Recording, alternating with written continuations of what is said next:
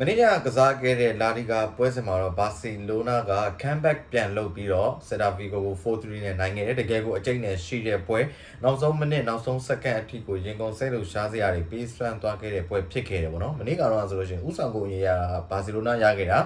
ကျွန်တော်တို့ဒီဥစားပါနော်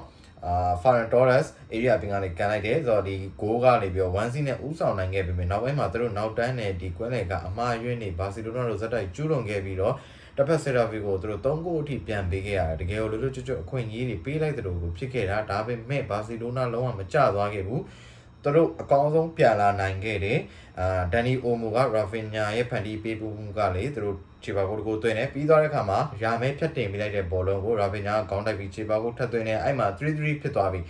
3-3ဖြစ်သွားပြီးတဲ့နောက်မှာတော့ဘာစီလိုနာတို့အနိုင်ကိုရဖို့တော်တော်ကြီးကိုအချိန်တော်ကြာကစားခဲ့ရတယ်ဘယ်အချိန်မှရသွားလဲဆိုတော့နောက်ဆုံးမိနစ်ကျမှပယ်နတီရပြီးတော့သူတို့ဒီပယ်နတီကိုရာဖင်ညာကအမှားမရှိကန်သွင်းပြီးတော့4-3နဲ့နိုင်ခဲ့တာတော့ဒီပွဲမှာတကယ်ခြေစွမ်းပြခဲ့တဲ့အထူး highlight လုပ်အောင်ကစားသမားက Rafinha ဖြစ်တယ် Rafinha ဒီမနေ့ကပွဲမှာဆိုလို့ရှိရင်သူအနေနဲ့3-1နဲ့ရှုံးနေတဲ့အချိန်မှာသူဒီ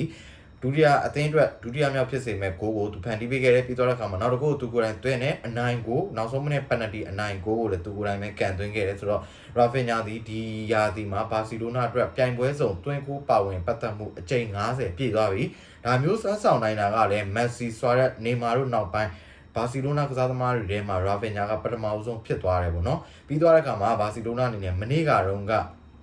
ဒီပွဲရလက်ကြောင့် Real Madrid တပွဲပူကစားတယ်ပြီးတော့အခါမှာ9မှတ်ဖြတ်လိုက်တယ်ပေါ့နော် Real Madrid ကတပွဲတော့ကြံသေးတယ်ပြီးတော့အခါမှာအမှတ်ပေးစရာတက်တဲ့နေရာက Atletico ကိုလည်းသူတို့10မှတ်ထိဖြတ်လိုက်တယ်မနေ့က Tico ကလည်းကျွန်တော်တို့ Las Palmas ကိုနောက်ဆုံးမိနစ်မှတကူပေးလိုက်ရပြီးတော့1-0နဲ့ပဲရှုံးသွားခဲ့တယ်ပေါ့နော်အဲ့တော့နောက်တစ်ခုပြောစရာရှိတာကြောင့်ဒီဟာဒီမှာဘာစီလိုနာတို့ဒီလိုမျိုး comeback ပြန်လုပ်နိုင်တာဒီဒါပထမဆုံးမဟုတ်ဘူးပြီးခဲ့တဲ့ La Liga ပွဲစဉ်မှာဆိုလို့ရှိရင်လည်း Atletico နဲ့ပွဲစဉ်မှာဆိုလို့ရှိရင်2-0နဲ့ရှုံးနေပြီသားမိနစ်90နောက်ကတ်နေပြီ60ကျော်80ဝန်းကျင်ရောက်နေပြီ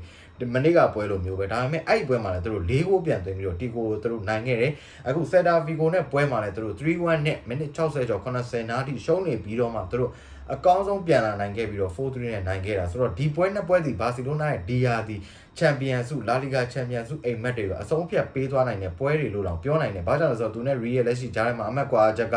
၄မှတ်ပေါ့နော်ထားပါတော့ Real နိုင်နေပဲထားလိုက်တော့ကျွန်တော်တို့၄မှတ်လို့ပဲတွက်ကြတာအောင်ဆိုတော့ဒီအနေအထားမျိုးမှာဘာစီလိုနာတို့ဒီနှစ်ပွဲကိုဒါမျိုးနိုင်ခဲ့တာဒီတကယ်ကိုအဖိုးတန်ခဲ့တယ်သူတို့ရဲ့ဒီ